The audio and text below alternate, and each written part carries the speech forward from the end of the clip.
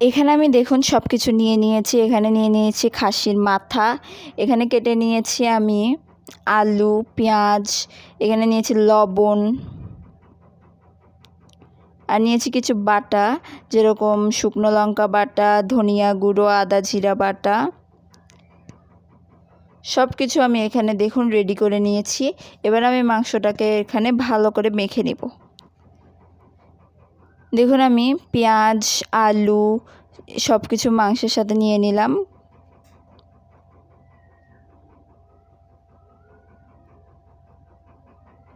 এবার একে একে এর মধ্যে উপরে দিয়ে দিব আমি যা যা বেটে রেখেছি। দিয়ে দিচ্ছি প্রথমে লবণ, দিয়ে দিলাম শুকনো লঙ্কা বাটা, আদা জিরা বাটা, ধনিয়া গুঁড়ো সবগুলোই দিয়ে দিচ্ছি, এবং হলুদ, পরিমাণ মতো হলুদ, আর রান্নার সাদা তেল কিছুটা দিয়ে আমি সবগুলো খাসির মাথার সাথে ভালো করে মেখে নিব। আলুর সাথে খুব ভালো করে মেখে নিচ্ছি। সব কিছু খুব ভালো করে আমার মেখে নিতে হবে।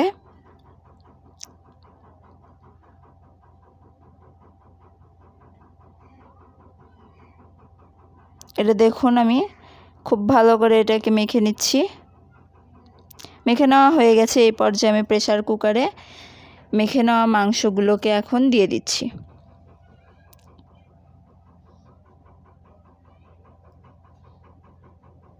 এর ভেতরে আমি এই খাসির মাথাগুলোকে সেদ্ধ করে নিব।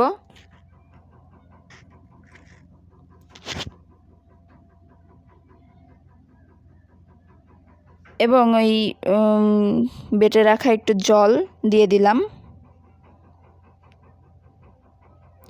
একটু তেল দিয়ে দিলাম, আবার একটু পরিমাণ মতো জল দিয়ে দিচ্ছি, দিয়ে দুটো তেজপাতা দিয়ে দিলাম, দিয়ে দিলাম একটু গরম মশলা এবং কালো এলাচ, আর সামান্য একটু জিরা। সব কিছু দিয়ে এবার প্রেসার কুকারের ঢাকনাটা আমি লাগিয়ে দিলাম। এটা এখন চুলায় আমি বসিয়ে দিলাম। এবার হাই হিটে এটাকে আমি জাল করে নিব, ভালো করে সেদ্ধ করে নিতে হবে। আমি প্রায় 15 মিনিট এটাকে জাল করে নিয়েছি। এবার দেখুন আমি ঢাকনাটা খুলতেছি, আমি দেখতেছি আমার খাসির মাথাগুলো কেমন সেদ্ধ হয়েছে। দেখুন বেশ জল রয়েছে। এবার একটু নাড়াচাড়া করে দিচ্ছি। এর ভেতরে ভালোই জল রয়েছে।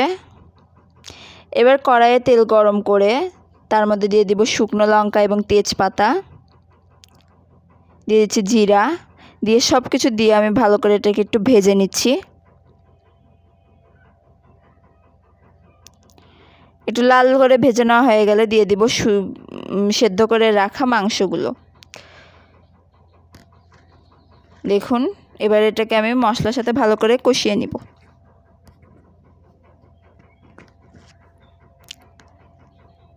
প্রায় 7 থেকে 8 মিনিট এটাকে আমার জাল দিয়ে নিতে হবে। ভালো করে কষিয়ে নিতে হবে। এর মধ্যে দিয়ে দিলাম একটু পরিমাণ মতো একটু চিনি,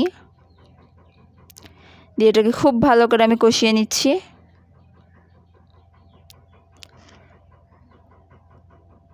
যেহেতু এটা নর্মাল ফ্রেশ মাংস না, খাসির মাথা, সেহেতু একটু টাইম নিয়ে রান্না করতে হয়। এবার দিয়ে দিলাম একটু মশলা বেটে রাখা জল।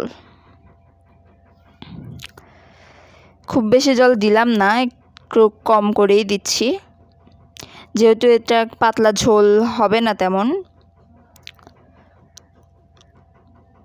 খুব বেশি পাতলা বা খুব বেশি ঘন হবে না। জল দিয়ে এটাকে একটু ঢাকনা দিয়ে দিলাম।